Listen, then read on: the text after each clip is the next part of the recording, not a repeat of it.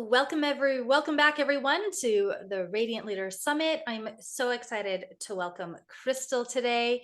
I was just on her podcast, Fire and Butterflies, like last week, and we probably spoke for an hour and a half easily. It just flew by. And it was like, oh my gosh, it's gonna be hard, I think, for us just to speak for half that time. But let's try. I know that you found me on the Transformation Talk Radio. I have this radio show called Awaken to It. Well, it's called, what is it called? It's The Dawn of Intuition, Awaken to a New Way of Being. And so that's how you were drawn to me. And then I went onto your podcast and now you're on my summit. And I was just like, and I wanted really spiritually like-minded entrepreneurs, and you're an actual spiritual empowerment coach. This is how you define yourself. And I wanted people from around the world. And for me, you represent Mexico. You were born in Mexico, so you're representing, South America. Well, it's still North America. You're representing Mexico, and I'm just so excited to have you here. I'm so excited to learn more about this topic, this theme of this presentation, which is the power of unlocking your inner self. So I want to turn this over to you, Cristal. Introduce yourself however you'd like. Speak about what you offer, and go ahead and share with the listeners about how to unlock our inner selves. Yes, thank you. Thank you, JD. Thank you for such a beautiful introduction. Yes, hi everyone. Hola, my name is Comadre Cristal. And yes, I was born and raised in Mexico for the uh, first 5, 6 years of my life. And then that's when my parents migrated to the United States. So that's where I now reside. However, I will always hold very deep place and very deep love and affection for Mexico because that's who I am. And and I love that that's something that I represent today because growing up, especially growing up as an immigrant child, growing up in a household with Mexican culture, like deep in our roots, and growing up in a country that kind of, I don't want to say shamed, but kind of just opened up a different mindset and different way of living, really confused me as a child a lot. I remember being a very confused child because it just none of it made sense. Like the way I was being raised didn't make sense, but also the culture I was growing up in didn't make sense. And I didn't realize that the changes of all that happened until later on in my adulthood when I realized I was very unhappy. And so that's really what I'm going to be talking about today because that's when I started to unlock my own inner self. Um, and I will be sharing about the magic that happened after I really was able to da- da- tap into that part of me. So um as everyone has just heard, I am a spiritual empowerment coach, spiritual life coach, and my mission really is to help people find their inner potential, their inner wisdom. We all have it. We all have that inner fire in us. Um, I am the creator and founder of Love Your Now Comadre. Love Your Now really started off as a business of more or less doing tarot card readings. I was more into the spiritual side of things. However, it didn't feel like me. It didn't feel that's who I really was. It was a part of who I was. It just wasn't to the core of who I was until I added the word comadre. And comadre in Spanish means your best friend. It also is the sponsor of your child or someone who baptizes your child in the Catholic sense. And so once this person baptizes your child, they become your comadre. And I always heard this word growing up with my mom and her friends and my aunts and how they would talk to each other. They would always say, comadre this, comadre that. And I was just like, what? I don't understand what a comadre is. And the more I really started to hone in on it, it was that person that women would just reach out to and talk to, and it was like really your best friend, and you could share anything with your comadre because it was someone you entrusted so much that you allowed them to guide your children and their own spiritual journeys, again, in the Catholic sense. And I actually didn't become an actual comadre until my 20s, when I baptized my goddaughter. My best friend asked me to be her daughter's goddaughter or godmother, and I said, "Sure, why not?" And that's when I took on the word of a comadre, and I never really dove into it until one day I was talking to my friend, and she came to me and was crying and sharing everything and just processing motherhood, processing heartbreak, processing life. And I just heard her and I just listened. And I then told her, "Do you want me to bring out the tarot cards? I mean, maybe there's a message for you from spirit. I don't know. I don't push these things onto people, but she was open and she said, of course. And so I did. And the message that came through was beautiful and magical. And her words afterwards were, "You are the best comadre I could have asked for." And at that moment, it dawned on me, that's it. This is what I'm meant to do in life. This is who I'm supposed to be, helping people spiritually on their journeys of life, because it is hard, it is tough, it is scary, it is heartbreaking. And on the other side, it is beautiful and blessing and abundant and joyful and full of love. How can I bridge those two connections together? And that's where I left it. I didn't know until I had to go through my own journey. And that's what I really will be talking about for the rest of this time of my own journey and the creation of Unlocking Your Inner Comadre, which is the program, my staple program of my agency or my company of Love Your Now Comadre.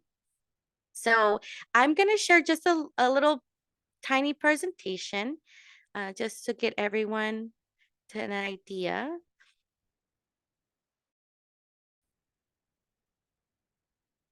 Okay,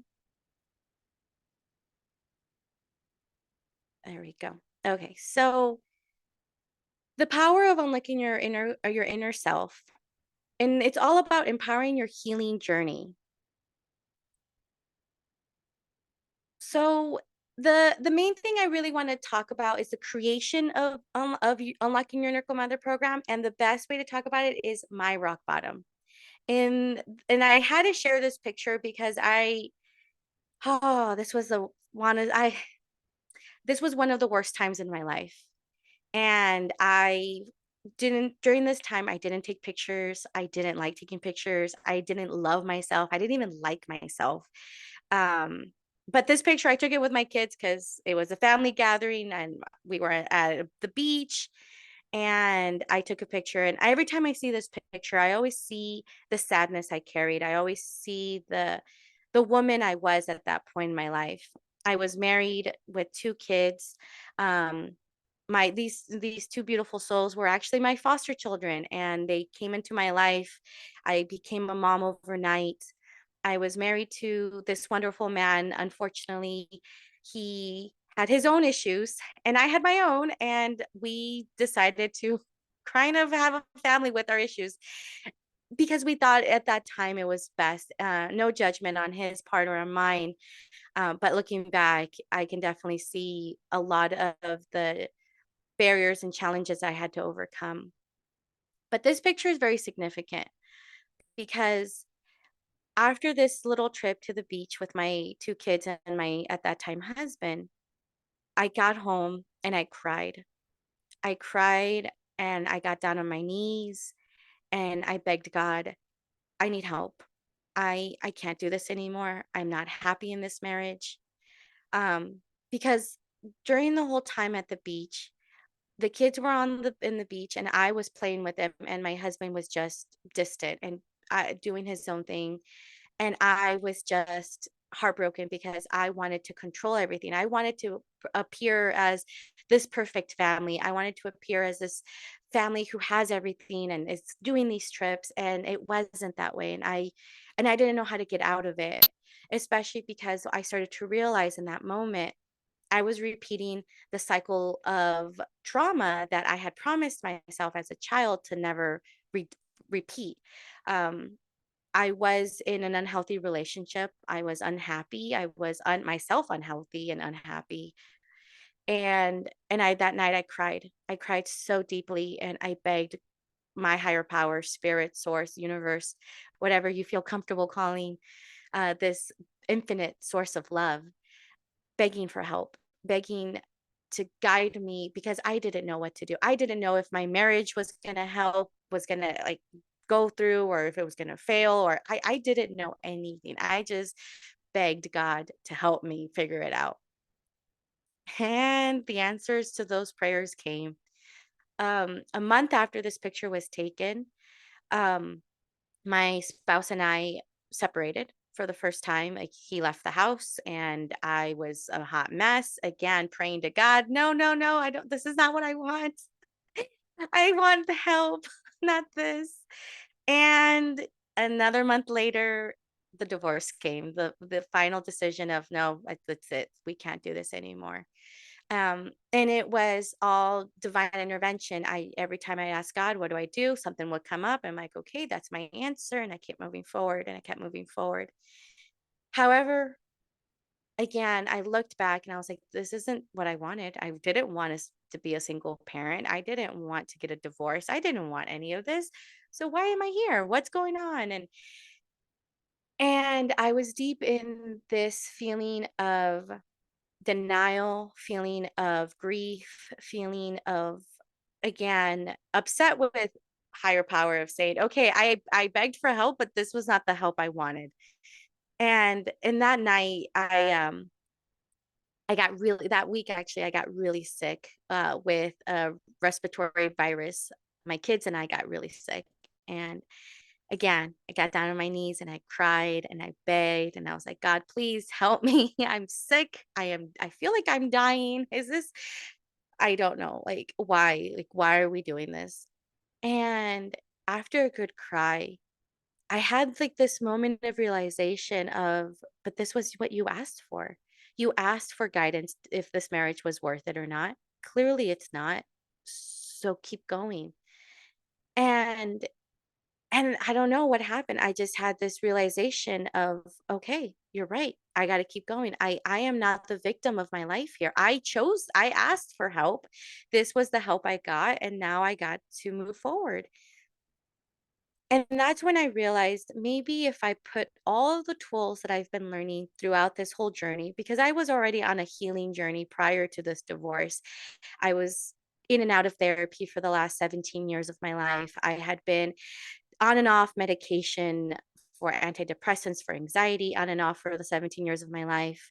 I had been going to energy healers for the last years of my life. I had been doing meditations. I had been trying everything to find the solution to just happiness, to contentness, to love. And the problem was I never used my tools. I just would go, it was superficial, and then I just wouldn't put into practice what I was learning. Until finally I said, you know what, maybe if I sit down and actually put it into practice what I've been learning, this will guide me. And so that's exactly what happened. I created my 10 tools. I decided to deepen my spirituality. I decided to really connect and have a deeper connection with my inner comadre, which is what I like to call your higher self. I decided to really learn and work with those hurt parts of me, my hurt inner child, my hurt inner teenager, my hurt adulthood, even that hurt 29-year-old who got married and was now at this point 33 and unhappy. And I had to figure out how to heal those parts of me. I had to figure out how to amate cuídate, which is translated to love myself and take care of myself. Because again, I didn't know what love, self-love and self-care meant. And then I had to really dive into knowing how to set those boundaries and for me to become the main character of my life. In this case, the main comadre of my life, to really set boundaries of putting myself first and not in a selfish way. And I think there was a lot of unlearning I had to do because again, growing up in Mexican household, it was selfish to set boundaries. It was selfish to say no. And so I had to do a lot of unlearning of just being the main character of my own life. And then I had to get down to the nitty gritty, which was to really look at the origins of my ego, what it meant to live with my ego, and then to have gratitude for the things I've done in my life, for the things that happened to me, the way I reacted to life, even though at now in hindsight were probably not the best decisions. However, if it wasn't for those decisions, I wouldn't be where I'm at today. And I had to find that gratitude for that. And then I had to learn how to keep myself free. Libre soy means to let it go and to be free and to have this freedom. And a lot of that freedom starts within myself and to forgive the people who I had harmed and to forgive the people who had harmed me, especially at the end to forgive myself. And then all of that at the end was to remind myself the whole purpose of this is to heal la familia, which familia means family, but it wasn't just for me healing my family, my biological family, because my kids were not biologically mine, but I was seeing how my life was impacting them, even though that they had only been in my house for a couple years. I was seeing how it was impacting them. And I wanted to help them heal their own traumas, their own pain. But it all had to start with me because I cannot heal people if I'm not healing. And so at the end, that last tool was that reminder of the more I heal, others around me heal. The family, my chosen family, the family I pick, the familia that I have heals as well. And so I like to talk about it as a house and building the house because that's what these 10 tools are. They're just the tools to build your own home, where you get to now unlock your higher self and bring them home. And so the foundation are the first 3 modules, which is all about deepening your relationship with a higher power and then connecting with the past, the future, and staying in the present. It's okay to connect with your past. It's okay to connect with the future, but it's the most important to connect with the present and learning how to do those and go with the flow and being able to all of that always go back to your higher power. Because one thing that I had been doing on this journey of mine was I was on a 12-step recovery program. And it was really hard for me to connect with a higher power or God or spirit or the universe because I had grown up in a Catholic household and a lot of religion just didn't make sense for me. But once I started realizing, oh, I get to make it my own, doors opened up, opportunities opened up, and it was just very beautiful how that flow happened. So that's always the foundation of any, for me, of unlocking your inner comadre, inner compadre for the males, or inner comextres for anyone who's non-binary. It really is about finding that relationship with a source of infinite love and then being able to use that to connect with the pain from our past, the anxiety of our future, and live in the present moment. And so after you create the foundation, the next steps are the framing because we cannot have a house without the framework. And the framework is all about the self love, the self care, and the setting the boundaries. And that's so important on any journey because without loving ourselves, without taking care of ourselves, and without setting those boundaries to allow us to continue doing that, the foundation, we can't build a home. We cannot build from the foundation up because the more I started to realize I cannot love my kids if I don't love myself. I cannot love my neighbor if I don't love myself. I cannot love the people who've hurt me if I don't love myself because people don't hurt us intentionally. Again, it's learning to just know that we're all spiritual beings having human experiences and none of us are taught these things. That's the purpose of life is figuring it out. And it all has to start within. And so I really found ways to deepen that self-love, deepen that need to care for myself, and to set those boundaries of saying, I love you. I just cannot do this right now for you. Detach with love is the best way to put it. And that is all about setting boundaries. Setting boundaries is a form of detaching with love. It is saying, I love you, but I love myself more, and I need to take care of me before I take care of you. And that was a hard challenge to learn how to even set boundaries. And so learning that throughout my journey was really important and to then put it into action. Because again, self-love, self-care, and setting boundaries, it's easy to learn about it. It's easy to read books. It's easy to go to therapy. It's easy to go to meditations. It's easy to do those things. But it's the consistency. And that's where the boundaries had to come in, where I had to be consistent. I had to make a commitment to myself. And so that's where the framework of these tools really came in handy. After the framework, you have to have your necessities of the home, the the why, the how, the when. And these necessities are all about your ego, and it's all about why do we do the things we do? How do we react to the life when life throws us a lemon or life throws us something? How why are we reacting and how are we reacting? And then the when is when this does happen, how are you prepared? Because the one thing that I continued on in trying to better myself and trying to be a better mom, trying to be a better Cristal, trying to be a better human being, as I kept trying, I kept seeing life kept throwing things at me. And not that life was doing it unfairly or in a mean way. It it's just life. Life is going to continue to happen. Just because I was going through a divorce didn't mean that life was going to stop and say, "Okay, take a break. I understand you're going through a divorce. I'll be easy on you." It wasn't like that. It wasn't like that at all. And so I had to realize that when life was happening, my ego was reacting. I was reacting. And and that was the only thing I had control over.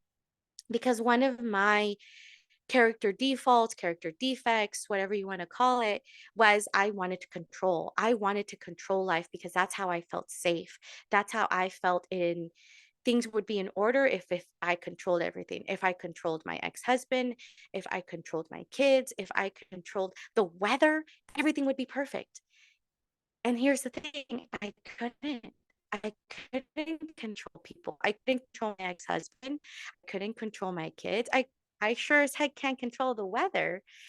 And I started to realize, well, what can I control? And that's when I started to see I can control how I react. I can control to know why I'm going to react the way I react. If something is going to trigger me, prepare myself for that trigger and then move forward with that and knowing how I can react in a healthier way. Triggers are going to happen all the time, constant. Again, life is happening and things causes stress, things that cause anxiety are going to always come up. And it's learning how to maneuver through that with the why, the how, and the when. And so that's the necessities of the home. And then after you're done with the necessities of the home is open and it's all about welcome home. And that is all the last two tools of Libre Soy and Healing la Familia, which is releasing what no longer serves you and sharing the vibration with everyone in your life.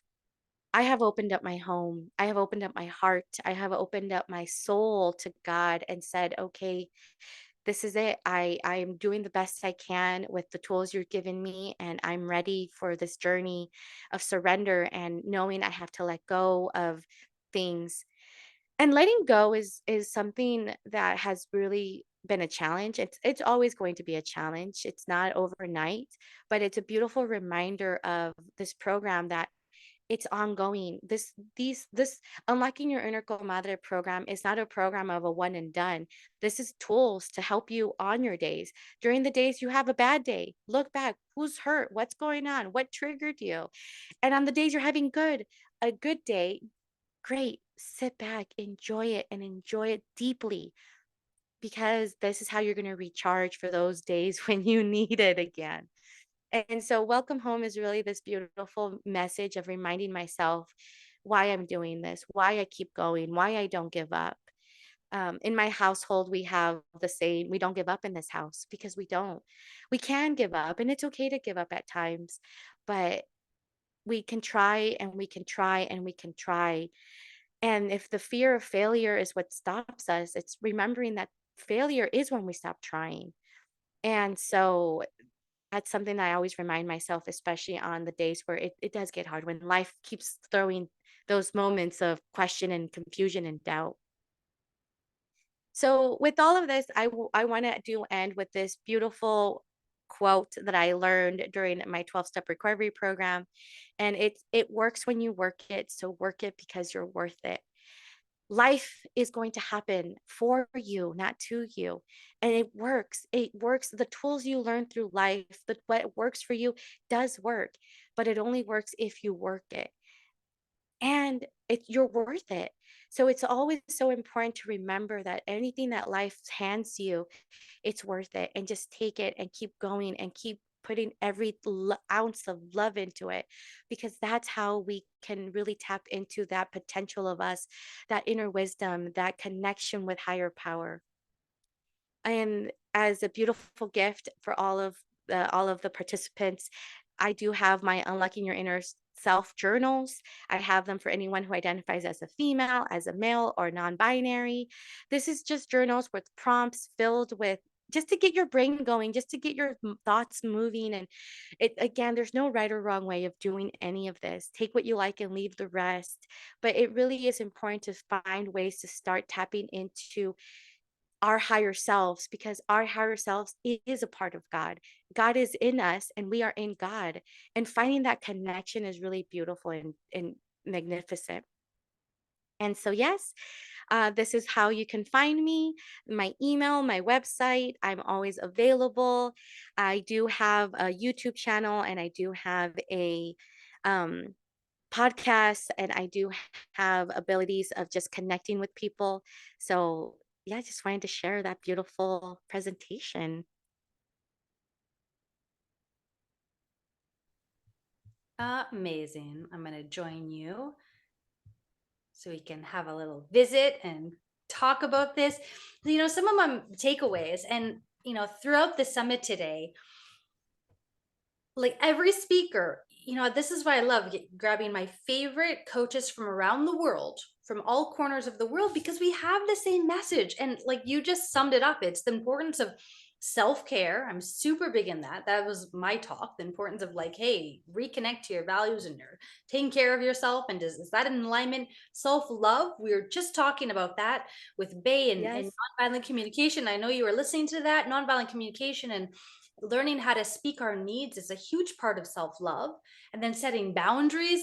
We're like every speaker is, we're all saying the same thing. And I hope visionaries and the entrepreneurs who will listen to this have this gentle reminder. We can bring the spirituality, the spirituality coaching into business.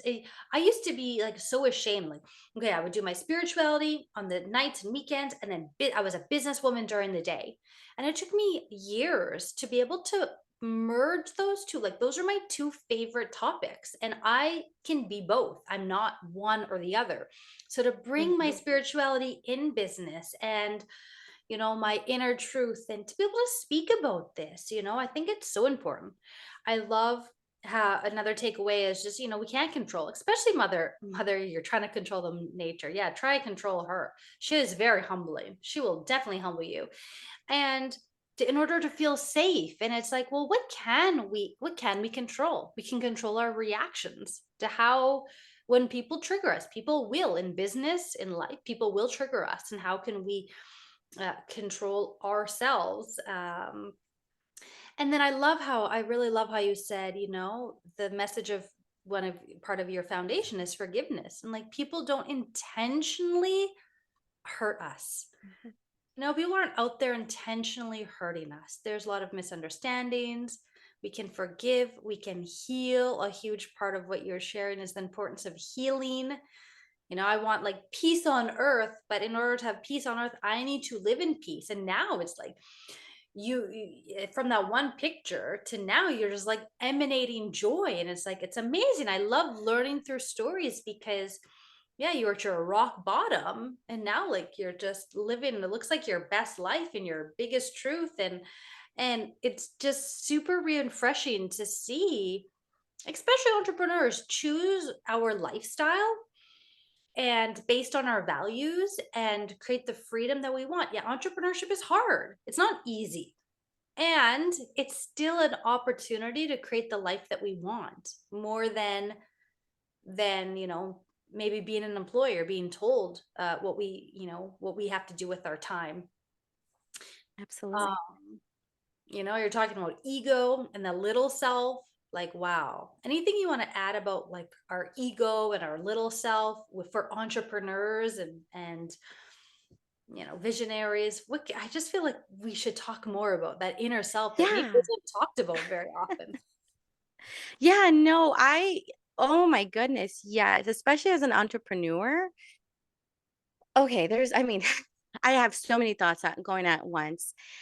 One of the things that I have learned on this journey of self-discovery for myself and also on my own journey of as an entrepreneur, especially when it comes to those moments of control, um, reminding myself who wants to control right now, like why do I need to control this, and then it's looking at that part of myself that's hurt.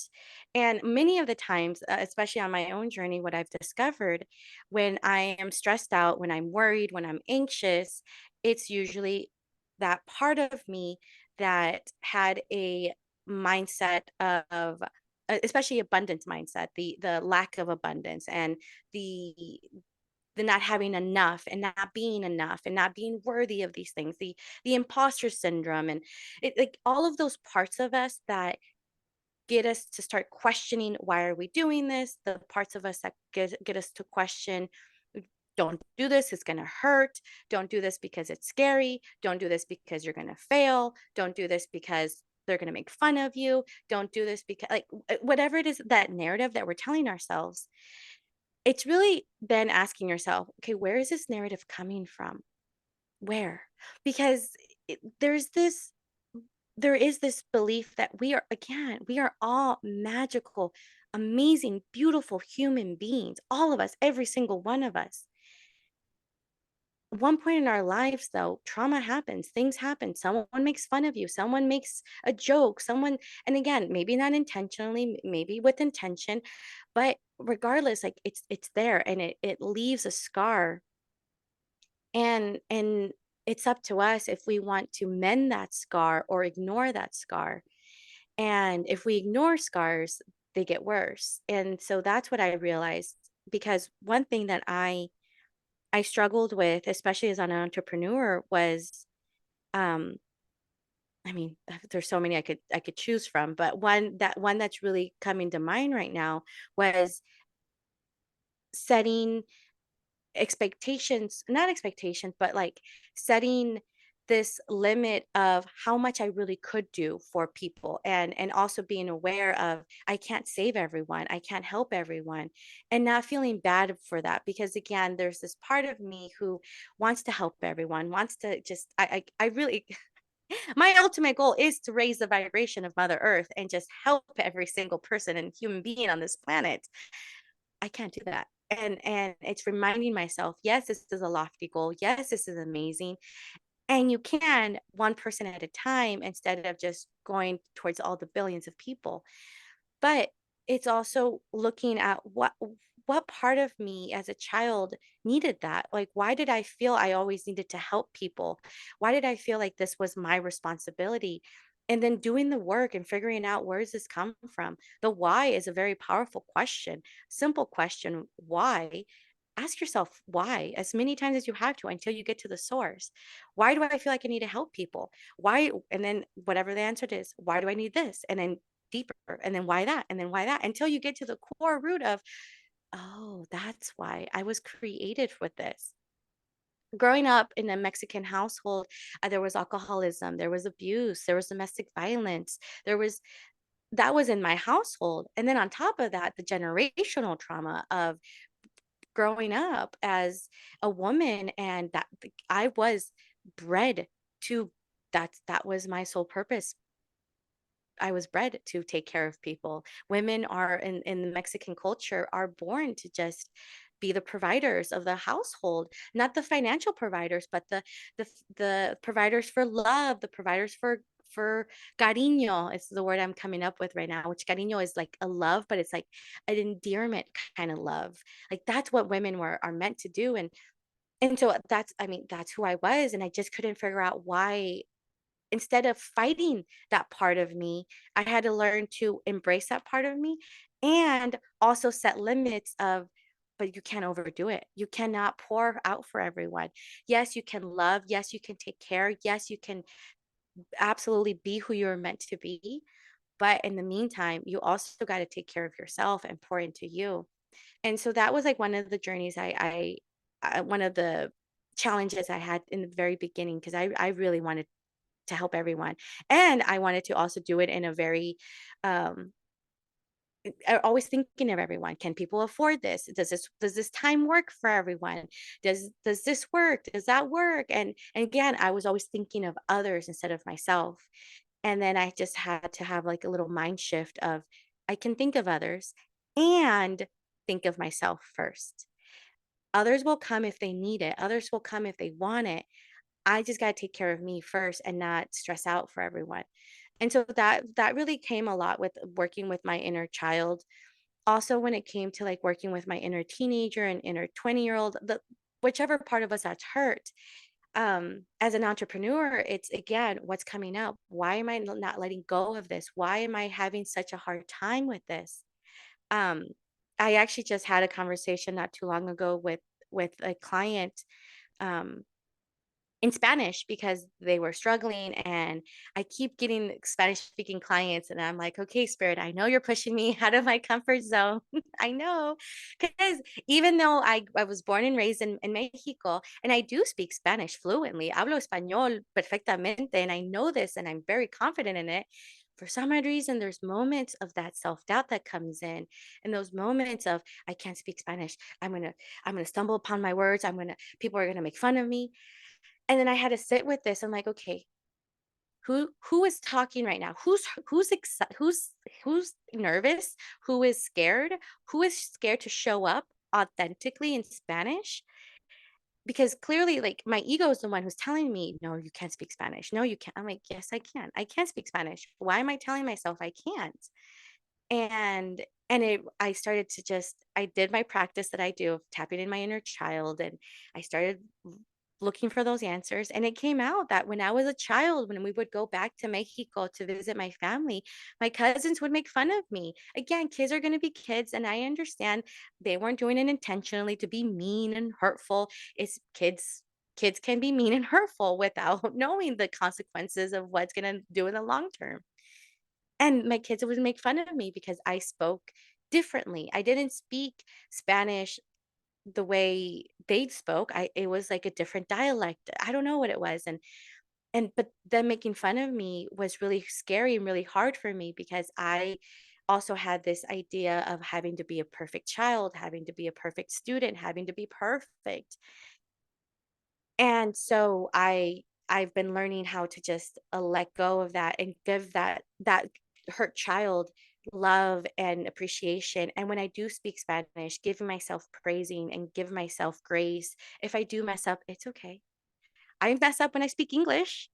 So why am I not going to mess up when I speak Spanish? Like again, it's that human experience of giving ourselves grace.